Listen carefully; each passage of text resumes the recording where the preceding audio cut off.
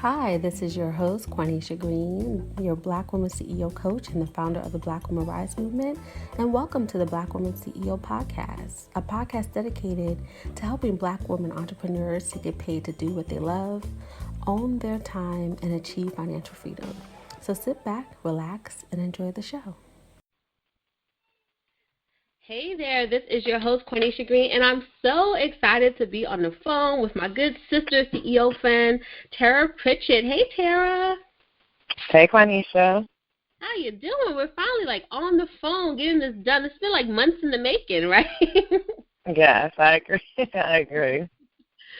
Well, before we jump into the interview, and as you all know, I love for guests to first even say who they be before we get into what they do, but I want to tell you how I met Tara. So it was suggested that I connect with you from Rosetta Thurman of Happy Black Woman, and she suggested that we connect because I was looking to write some guest posts, right? And that's how I reached out to you, and you were open to it, and then I totally got crazy with grad school at the time, but we still stayed connected, and then we met up in Delaware for lunch and had a really great kind of connection, live in connection meeting, and since then we've kind of just been in touch and supporting one another via email and guest posts on each other's websites and different things like that. So that's how I met you. So it's always the power of just reaching out and connecting with folks. It's so important, particularly when we have these virtual businesses. I agree. Yes. So I'm happy to let you all know and share Tara and her wonderful work that she does with Black women around confidence. So tell us, can you let us know who you be and essentially describing yourself, beyond what you do, because we'll get into that next. Okay. So who you be, I love when you say who you be instead of who you are. And I'll get more into that later since I'm an English teacher, the B versus the R. But it connects directly with what I do as a confidence coach, but who I be, essentially who I am, I would say, well, for one, I'm a Black woman. And for two, I would say who I am is I'm the queen of deep. Anything that's deep, that's me, right? I am a lover of Black girl magic, right? I'm a hip-hop head, but I'm also someone who feels called to empower and serve those around me in any way, shape, or form, right? However, I am the quietest person in the room, but I also can be the loudest person you'll ever meet, which is weird, but that's just who I am. I'm like a beautiful contradiction. I can make you laugh and cry all in one conversation, regardless of whether I'm just talking to you or a friend or a client. That's just who I am, right? That's just who God created me to be, right? But I'm the woman who can read any other woman from a mile away. I can pinpoint a woman's pain, her why is she doing something, whether it's good, bad, or negative, or why she keeps going back to a certain situation. But I also can, read a woman's purpose, or even I can also look at, what a woman's next step should be, right? That's just who I am, and I would say that I'm gifted, I'm blessed. And I'm just grateful that God created me to be that type of Black woman, and it took me some time to accept who I be, which would lead me into not only who I be, but what I do. I love that. Thank you. And I love you said a beautiful contradiction, because I think we all are in different ways. Yeah, I agree. Depending on, you operate in and out or from different spectrums, depending on, my whole background with social justice and multiple identities. And that kind of stuff. So I love that you said that, and that you can, support women in doing that, which goes to me asking you, so what is your mission? What is it that you actually do? And tell us more about your work and this gift that you have to read a woman from a distance. So my mission, I feel as though what I've been called to do, by God, it's to empower other women, but mostly to eradicate low self-esteem, to help women overcome unworthiness, and most importantly, to help women with a lack of confidence. And I feel as though there's nothing you can do in the world if you don't have the confidence to do it, right? So essentially I help women get their ish together. I help them by doing that in three different ways. So I help them own their self-worth. I also work with women to help them attract better men. And usually I call it teaching women how to become more magnetic with men. And then I also help women step into their purpose. So some of my clients, I help them build their own brands, whether it be a personal brand or professional brand in terms of a business. So if other women like to coach, or they want to write a book, or they want to start a blog, especially if they want to help empower other women or girls in some way, then I would be the girl that you would call to help you get that underway. I know many of our listeners will need that, right? Because one thing that I talk about often in the Black Women CEO community is how do you feel? Do you feel worthy, right? How are you standing in that? And you need to be confident, right? As we know, to really take this walk as an entrepreneur and do well. So, you shared your area of expertise, but why do you feel that it's even important for women to do that, right? To stand in their confidence, to feel worthy, and even to be magnetic, right? Why is that even important? So I think it's important for women to be worthy, because so often as women we play all these different roles. And as even the first question you asked is who you be. So often as women we define ourselves by what we do. And I always emphasize to my clients or in videos that worthiness isn't about what you do all the time. It's about who you are. It's essentially about who you be.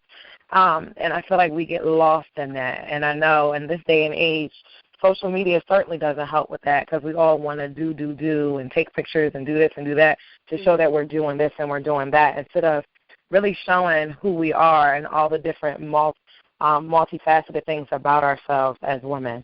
So it's super, super important, because as I mentioned earlier, even when it comes to having a business, it's really difficult for you to go on live stream if you don't got no confidence, or for you to go to a photo shoot if you don't like your body. You're like, oh, I'm fat.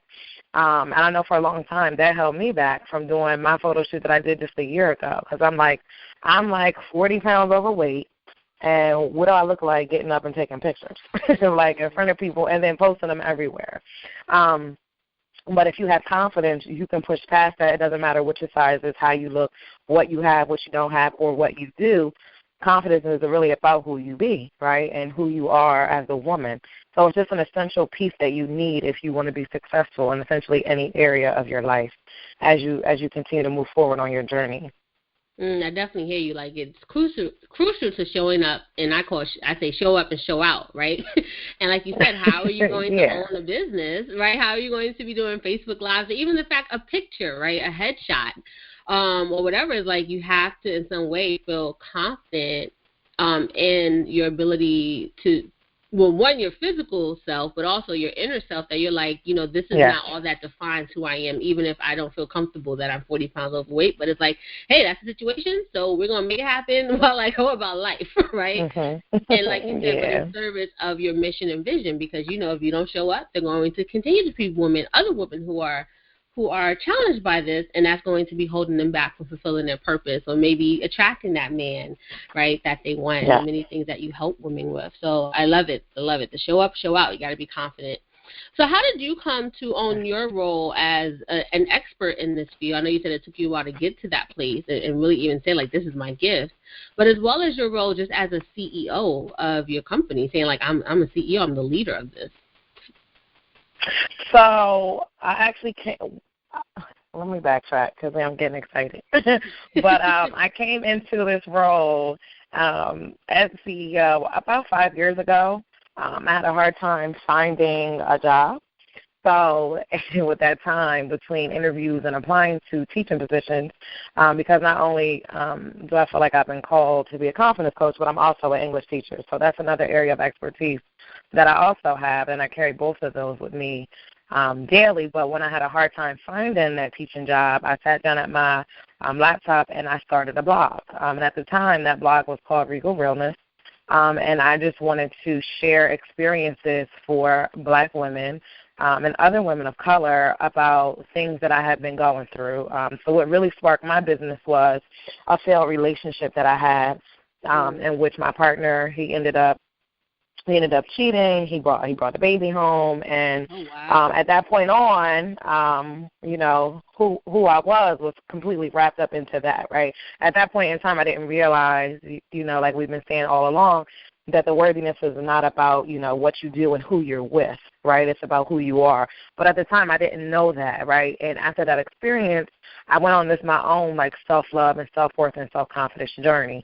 So as a result, when I sat down to write that blog, those are the type of blog posts I started kind of pumping out, right, for people, because I'm like, okay, I want to inspire people. I want to empower them. And as I started to do that over time, I started to see that other people were starting to make money from blogging. Then I saw people had courses with blogging. So I was like, oh, okay, let me go ahead and make my own little course up. And my first course was called Make Me Over.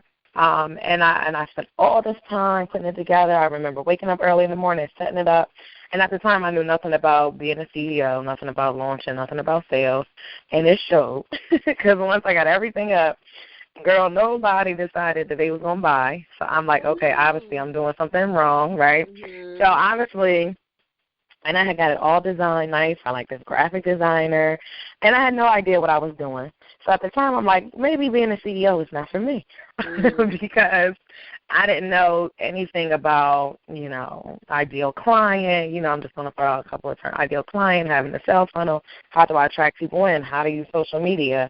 And social media wasn't as hot as it is now. It's really hot now, and there's so many things on it.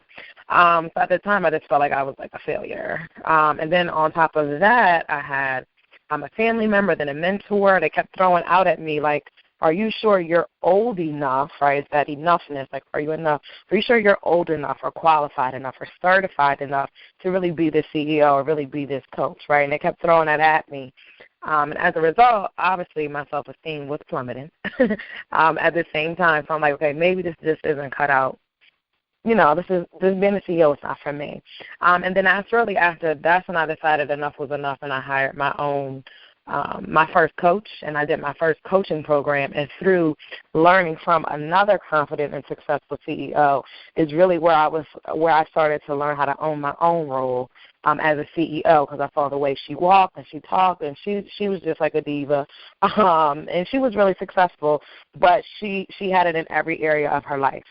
So being able to kind of watch her and how she worked her business is what really helped me figure out my ideal client, and then start to really own, if she can do it, then I can do it, and I can be the CEO, regardless of how old I am, regardless of what happened with that other program. I can still be confident, and I can still be a CEO. So that's what kind of turned it around for me once I did that program. What a journey. What a journey. I know. Yeah, take a deep breath. That was a lot that you went through and what you had to navigate, right? The relationships, feeling of confidence, coaches, all these pieces. But it's so important that I'm so glad you shared that, because there's a woman exactly where you are, right? And she's wondering, can I do this? And to know that it does take time, it's a journey, but it definitely is possible to get through those things and get to the other side. So, my next question was going to be, what made you decide to start your business? But you already shared that with us. But maybe we can go deeper. I know you shared some of them, but what were some other maybe early challenges you faced on this CEO walk, and how did you overcome them? So were there some other experiences that are really kind of pronounced for you that you had to overcome? Yeah. So not only was confidence was probably a little low, worthiness was a little low. One of the biggest challenges that I had early on, and I was happy to say I've gotten way better with it, was just my simple lack of discipline and being inconsistent. And anybody who is a confident and successful CEO knows how important consistency and discipline is when it comes, especially consistency, showing up, for your clients and for your audience and, doing your thing. It's so important. But for a number of years, I would just be so inconsistent, and I think part of that was also working at my full-time job. As I mentioned, I'm a teacher. So I'm a teacher by day, and then I'm a confidence coach by night, right? So it's just that constant balance of things. And I don't think that I'm necessarily perfect at it, and I'm sure you're going to ask me that soon about the balance part, which I'll go more into later. But being inconsistent definitely was one of my weaknesses and one of my challenges. And once I learned how to overcome that particular challenge, which took a lot of work to do, I definitely was able to become more successful. But that took a lot of inner work and a lot of mindset work. Another early challenge that I had is being afraid of being visible. And for, as I mentioned earlier, because I had gained a lot of weight, I had lost a whole lot of weight, and I had this huge Zumba party, and I had invited like 100 people to kind of celebrate. And then just a couple years later, my behind went ahead and gained it all back. So I didn't want to be in pictures. I didn't want to be on video. And mind you, when I've gained weight, that's when live streaming and video, all these things are so hot now in terms of like branding and marketing. So that was another challenge I faced, and I had to decide, like, are you going to, be fat and miserable, or are you just going to be fat and get on this live stream and do your thing and meet new clients and put yourself out there and still be confident? So I had to really have that talk with myself about that. And then my last challenge would be is having a money mindset and not coming from like that poverty mindset or that lack mindset, and kind of changing my thinking about that. So one of the ways I was able to change a lot of these things is I mentioned I had a coach early on. I ended up hiring a brand and visibility coach, and her main focus was helping me make my brand in demand. So I was able to kind of switch that mindset and get my website redone over and things like that. And putting myself, taking that action is really what helped me overcome it. Even with before I did live stream, I would just start doing videos. So maybe I didn't want to go live and everybody's looking at me, but I can control, in my own office, in my own setup, if I'm doing my videos, kind of how I look a little bit versus me just being live off the cuff. So that was one way that I was able to overcome that. And then also with the money, I also hired a coach for that. Girl, I'm just hiring coaches, aren't I? But I had another But then I had a money mindset coach, and her name was Denise Duffield Thomas. I don't know if you're familiar with her. But her slogan is get rich, lucky. I'm not going to say the rest, but it rhymes. But she doesn't really, and she works specifically with entrepreneurs and like money mindset. So she's great for that. She also has a book that kind of goes along with it to help you kind of expand that mindset. So you open yourself up. Because I feel like so often as women, we're afraid of the money, or we're just not used to the kind of that flow. And that's something I really just had to break away from if I wanted to be a confident and successful CEO. I love that the underlying, you can say, trend or theme is that you got support, right? I always say, I invested in myself through investing in other people. So, because sometimes, some of our listeners, when you think about coaching, you think about the cost or, even the return on investment. And sometimes it's not even about the return being financial, right? It is like, are you going to have increased confidence? Is it going to help you implement? And particularly as Black women, sometimes our challenge is asking for help, right? And that can be a bottleneck to our business. And once again, it's not even about generating revenue. It could be helping you to be the person you need to be, right, to generate revenue. When you talked about the money mindset, the confidence, all these things, even the systems part that you got support with. Yeah, I just love that you're sharing that. You are where you are today because you got help. You sought out help, and you invested in yourself. Yes, I completely agree with you. So that's really important. So I know you've had the coaches along the way, and so my question is now to the balance question that we just talked about. So how have you integrated work, business, life, self-care, and family? So was that something that the coaches helped you with? And if so, are there even some other things you did outside of that, or if you want to share even some of the strategies that they helped you with to integrate all these different aspects of, who we be, right? So, Konishis, I definitely do agree with you. Getting support has been hands down probably the number one thing that has been helpful for me. I don't know if I can necessarily say, though, that they helped me with work-life balance. If anything, I feel like they made me work more. I don't know if that's good or bad. So I feel like it's mostly been on me. Well, because they give me so many ideas, or try this and try that, and testing out stuff, even like testing out Facebook ads, trial and error, that still takes up time. So it's more so I feel like it fell on me to figure out how I can balance more. So I will say I'll be the first to admit I'm not perfect at the work-life balance at all. I mean, I'm not married. I don't have kids. So, and I know a lot of other coaches and CEOs are. So I don't even know how they do it. I'm still like, how am I going to do this? But I will say that I do let family, friends, even Bay, I let him know. Like they know what my mission is, right? So not only do they know who I be, they also know what I do. So, for example, last night we had family dinner, and I usually always go, but last night I just told them I'm working on my book launch. There are so many pieces of this puzzle. Like, I'm just going to have to sit this one out for tonight. Part of it is kind of taking care of myself and taking care of my business at the same time. But I'm very honest and I'm very open, and I let them know, because most people in my family are not entrepreneurs. They're not in the business. They don't even get what I do. They're like, confidence, like, what is that? They don't even get it. But I let them know, like, I need this time to work on this. Or my best friend's always like, when are we going to Hawaii? When are we going here? When are we going here? And I'm like, girl, I'm about to do this coaching. I'm about to get my business together. For me, I guess, number one, I'm different from most people around me. Number two, my priorities are a little bit different, especially in terms of where I choose to invest my money and invest my time. I will say I do get to practice self-care daily, and one thing I teach my clients is the importance of having some type of daily confidence routine. Usually I encourage them to do it when they wake up in the morning or when they go to bed at night, where they're saying affirmations, where they're reading a daily devotional. It could be looking at a vision board. It can be journaling about your day, but it could be you taking a bath. It can be you cooking dinner for yourself. Whatever the case may be, I always tell them to have some type of routine or practice in place. It doesn't matter what's going on in your life. You know you're doing it either when you wake up or when you go to bed or both. And I know I practice what I preach. Now, every day you might not get to it or you might not be perfect, but it's one of the ways that helps me balance doing, like I said, because I'm working full-time, and then I'm doing my business, and then I have a relationship, then I have family. There's so many different components. And then last thing that helps me kind of balance everything, especially with my business, I would say is having systems, as you mentioned, and then automating things. Automation has been awesome, especially like for social media and things like that.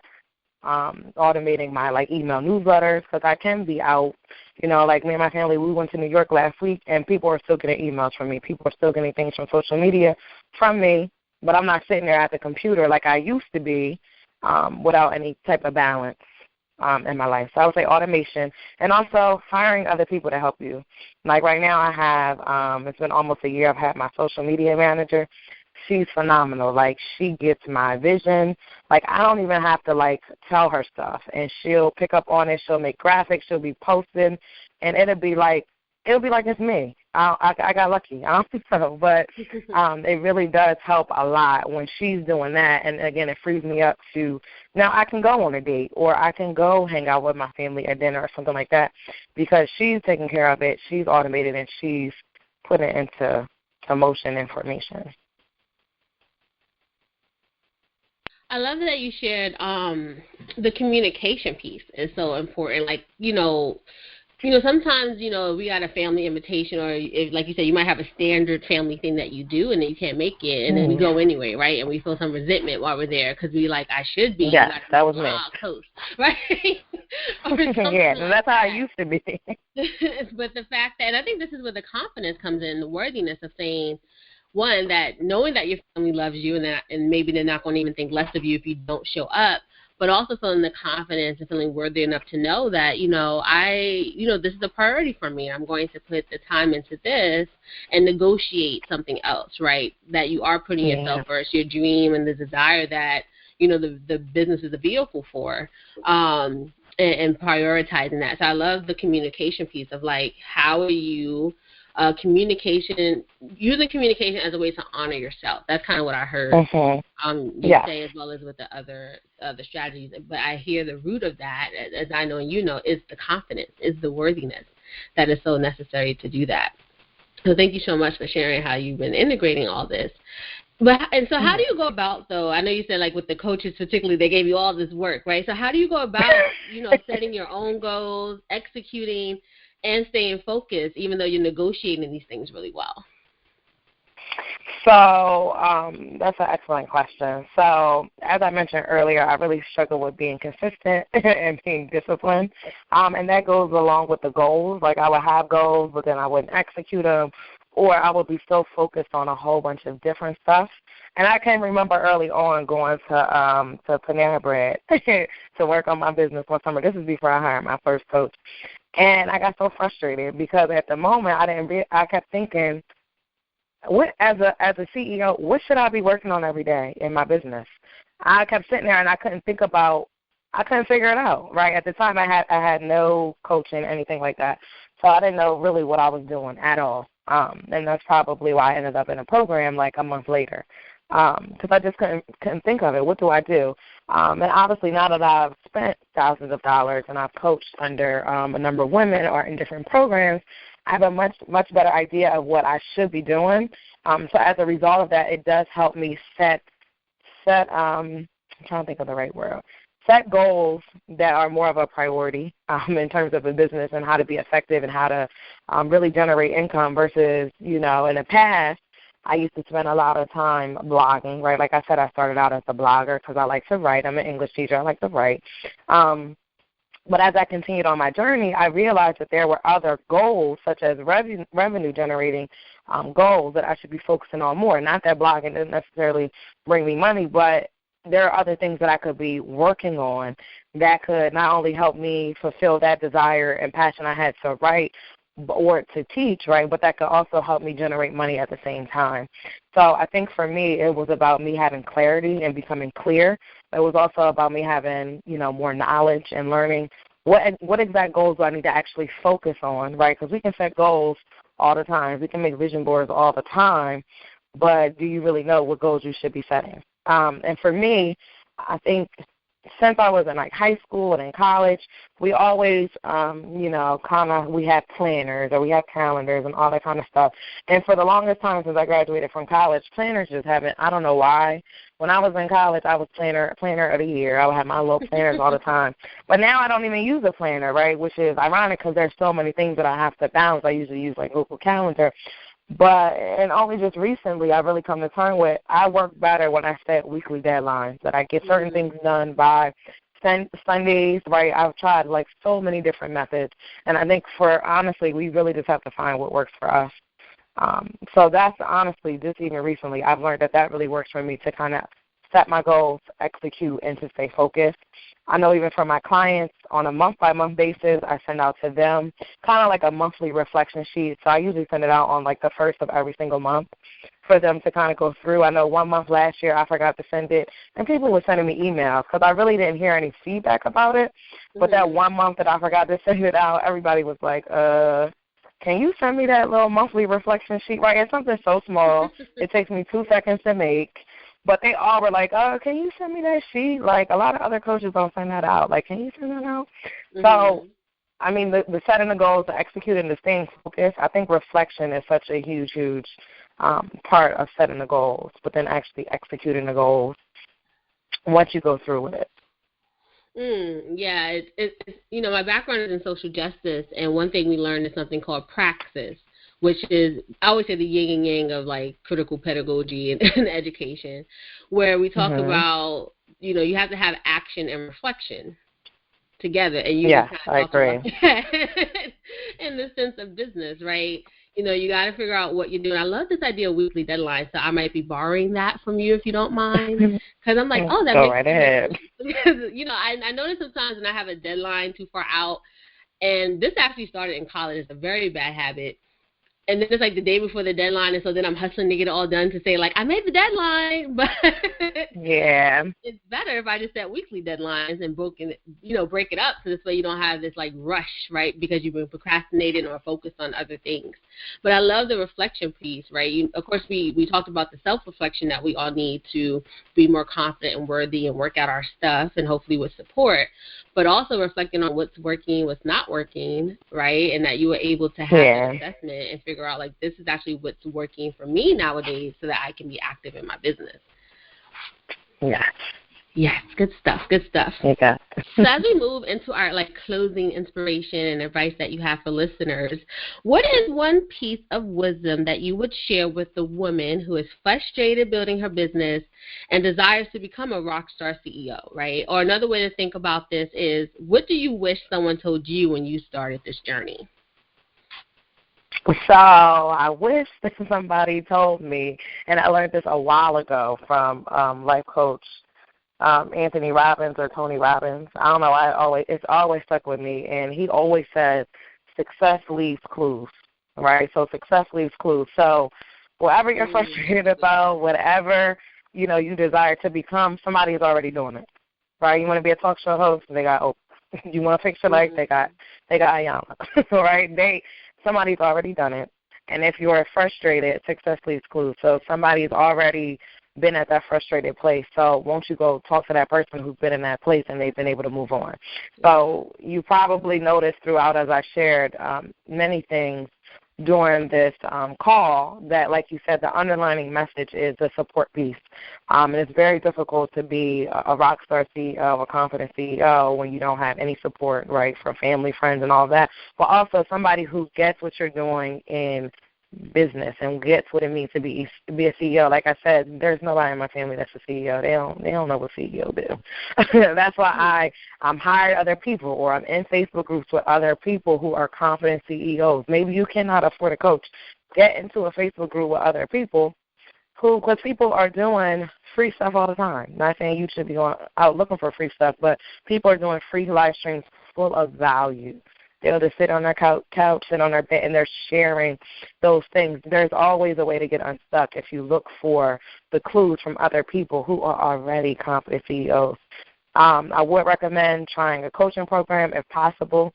I would really suggest hiring somebody one-on-one who can look directly into your particular situation, what you're doing. Granted, that's a higher price point, but obviously if that's too high for you, then start with download a freebie, watch a live stream, get connected to somebody that you really, really like. You like their style. Over time, you hopefully take some of those tips that they're giving out, see how you can generate a little bit of income, right, and then utilize that to invest in yourself. Because once you invest in yourself, right, then you're investing in your business, and you will begin to see a return on that investment, whether it's your confidence, whether it's with money, whether it's with you eventually being able to quit your job, or whatever your goal is. You'll be able to make some movement if you're learning from the best or learning from people who have overcome where you are. Oh, I love this. Such valuable advice. So I heard you saying start where you are, right? Like, no matter where you are, whether you have resources to invest or not. I always say, from my community organizing background, we always say there's two sources of power. There's time and money, right? Yeah. That you can utilize. And so if money is a challenge, which that's very real for many people, sometimes when I started out doing business stuff, entrepreneurship, I did it with direct sales and network marketing. And, sometimes there's this attitude of like, oh, if you're really serious, you'll find the money. And I always hated that because I'm like, no, some people really have situations where they might not be. Yes, they do. So it's like, start where you are. Like, start with the free stuff, right? But the key thing that you said was implement, right? So if you're on a free webinar and this person's like, do X, Y, Z, while maybe you can't pay for the detailed how-to that they're offering in their program, do what at least they said to do, right, and get some results. And then you can use that. You can leverage, right, this time, investment that you're putting in, and leverage it and invest in it, so then you can get the support. And I love that you said be in community. Right, that's another way that we can get support. There are so many Facebook groups, and some are so very many. active. Like I probably, some of so the masterminds that I've been in formally, right, because of the interaction in the group and the access sometimes even to the main coach or organizers of it. So it's almost like no excuses. I heard you saying like there's no excuse. Yeah, basically. To be frustrated basically, there's no excuse with the way that social media is set. With the way social media is set up, there's no way. Everybody's doing free webinar, live stream. They on Instagram on the video, like Instagram live stream, Periscope. Like, there's $1 million ideas. There's $1 million strategies that people are putting out over and over and over again. And I always tell my clients that there's a difference from you just showing up to my webinar or on a call just listening to the message I'm giving versus you actually making some movement and some progress and implementing, right? It's a difference between, just listening to the information and having some type of implementation of what somebody is sharing. So that really is going to fall back on you. Whether it's a free live stream or you paying $6,000, at the end of the day, if they deliver and you don't implement or make movement, then it's going to fall back on you. Like, it really just starts with you, honestly. So y'all heard it right from Tara, right? Don't be a motivation junkie, right? Stop consuming. Yeah. Go be a finisher. Go be an action taker. And there is no excuse. And no matter what your pocketbook has in it, or your purse, right? You can find a free resource, right? Or even if it's a book, right? A little course, $10 book, right? There's lots of books that teach strategy too, right? That you can go implement. That is true. Right? You can be in community. You can get support. And we just have to think outside the box about these things and leverage what we have so that then we can go from there. So you heard it. I agree. You can't say nobody didn't tell you that these things didn't exist. That's true, and I will agree. Books are. I don't know why I didn't mention that because I'm slow. But books are another. If you cannot afford a coach, books is obviously you need to find the right books.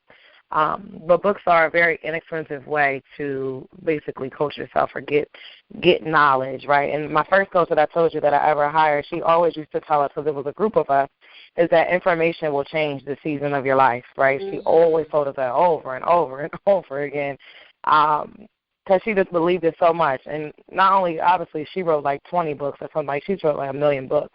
But it's very, very true because the more you learn, the more you can earn, right? You learn more, then you can earn more, right? But if you're just stuck where you are and frustrated, then you're not going to be no confident CEO. You're not going to be no lucrative CEO. You have to get the information, do the implementation, and then you will start to see a return on that time investment and that money investment.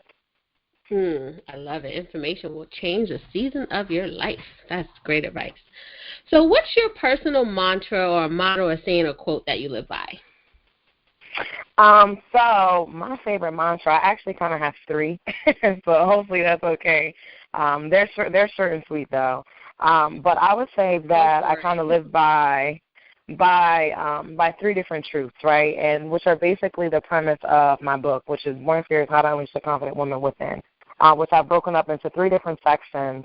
But my mantras would be, the first one is about, like you mentioned earlier, about honoring yourself. But this one is more so about you honoring the calling that you feel like you have on your life, right? I feel like if you feel called to be a CEO, then there's a special calling you have on your life. Because everybody is not called to be no CEO. Because being a CEO is a lot of work. It's a lot of energy. It's a lot of sacrifice. You gotta put in a lot to do it. And I believe that when you honor that call, right, on your life to be that CEO, it's my belief that I believe that God will make sure you never, ever fall, right? As long as you're following what you've been called to do, he will make sure you never fall at all, right? My second one is based on when you are honoring that calling, if there is underlying baggage that you're carrying, like I mentioned earlier, that I didn't want to go on live stream, right, because I thought, I'm fat, I'm this, I'm that, I'm not old enough, I'm not good enough, right? If I'm carrying that around, all that negativity, right, then there's no way I'm going to be able to honor that calling, right? So think of this. When you forgive the past, right, the negativity that you're experiencing and you're feeling, it will never last. But as long as you're holding on to it, then it's going to be really hard for you to step up and honor that calling as that confident CEO. And then the last part goes back to, as you mentioned earlier, like the underlying, not only have I talked about support, but about honoring yourself and the worthiness piece. And really it's about loving yourself. Because at the end of the day, when you have a brand, you have a business, and you putting your face out there, you better make sure you love yourself because people are constantly going to be seeing you. And when you fall in love with you, there's nothing that you can't do. Whatever you put your mind to, you can do as a confident CEO. But until you get to that place, you're going to struggle when it comes to your business and even when it comes to your own personal life. I love this, I guess, orientation that you have to life. And I can't wait to get my signed copy of the book to read more. Because this is a constant journey, right? We reach different levels. Yeah, of this. It is. That's why I still invest in the time to read about self-love and worth.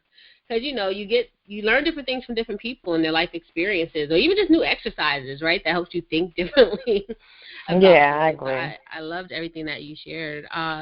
So what is your number one success strategy or tip that you would give to, women who are in these early phases of building a business? So my number one success strategy and tip would be to kind of sum up everything that I've shared on the call is really to just to go back to what I mentioned even before, is to really just know who you are, right? Before you can get to the CEO, hit the confident part up first, right? Know who you are and know that that's enough, right? And when you know that it's enough, the more of you that you'll bring to your business, the more of yourself you will bring to your brand, right? It's going back to the who you be. It's about you being authentic. And the more people will gravitate towards you, they will want to be your client. They will want to work with you. They'll be like, oh, my God, I saw you doing this and that. The more you step into the fullness of who you are. But in order to do that, you got to know who you are. And you have to know that that's enough. You don't have to do more. You don't got to, get more of this, more of that, or do more of this or more of that. Just being who you are and just being who you be, right, it's simply enough, right? And when you bring that to the table, it just really makes you glow. It makes you magnetic, right? It makes you fierce. It makes you confident. So really the first step in all of this, I would say, is doing the inner work. And as a confident CEO, there are so many like coaches and programs popping up all over where a large part of it is just doing the mindset work, as they like to call it. And it's really that inner work, getting that confidence together. And when you work on the inner stuff, then on the outer level, then that business can start to flourish and it can start to shine. Like as I mentioned earlier, it's hard to sell something to somebody when you don't got no confidence in yourself, let alone your product or program. Or it's hard to pitch yourself, to be on a podcast when you don't even believe what you're saying is worthy of even being on somebody's radio show or on our podcast. Or it's hard to do a photo shoot if, you're thinking on the inside, oh, my God, I'm so fat and this looks a mess. Or even doubting yourself about being on a live stream, right? So, again, point blank, know who you are, know it's enough. You simply got to be fierce, right? And that's why my book is called Born Fierce. That's why I changed my old name for my business was Rico Realness. And I'm like, I know I need something more powerful, something that's stronger. And I thought about it over and over again.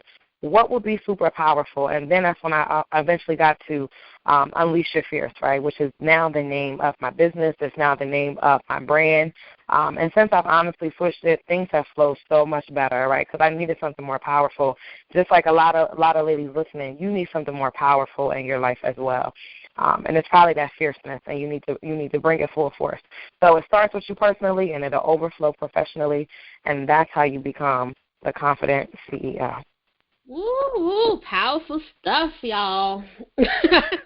I took lots of notes, so I hope you all are taking lots of notes as you listen here. So I know you shared the news site, but how can people stay connected? How do they, join in and just unleash your fears? I love that, by the way. I don't know if I told you that. Because I always, one thing I think very early on when I started with the whole sister in charge, Black woman rise, take charge of your life, I used to end my email saying live fiercely. Right? Oh, really? I never noticed that. Okay. Be a force. I never knew that. And I used to say that a lot. And so, it's really ideal. Like, how can you live a fierce life? Like, to me, that's like being unafraid and bold and just, yeah. And it goes back to that confidence, right? Really standing in your power and being unapologetic about it. So fierce has all these kind of, positive connotations, powerful connotations for me. So I'm like, yes, unleash it. Unleash your fear. So how do people get connected with you and even get the book, right? I know I want to make sure this book gets out there. Yeah, so there are a number of ways. So for one, you can head over to unleashyourfierce.com and check out my website. You can go on there and download my free ebook on there's a free ebook on there called Owning Your Fierce, right? That you can download. My actual book, Born Fierce, How to Unleash the Confident Woman Within. You will be able to purchase that in April. So if you go on unleashyourfierce.com and you join my email list, you will get the automatic notification that it's available in both ebook format as well as paperback format. You can also find me on YouTube, Instagram, and Facebook.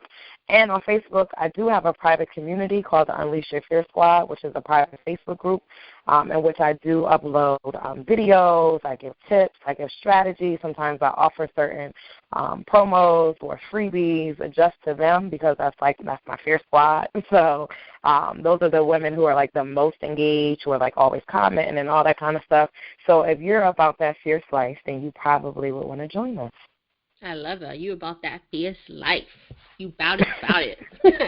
I had a Bronx moment. I'm sorry. It's fine. I like it. Oh, no, that was like Southern. That was like, channeling No Limit Soldiers. About it. You about it. Yeah, I like that kind of stuff. That was cool. Oh, this one's so great. So we will make sure that we put all these links in our show notes that you can just click and go.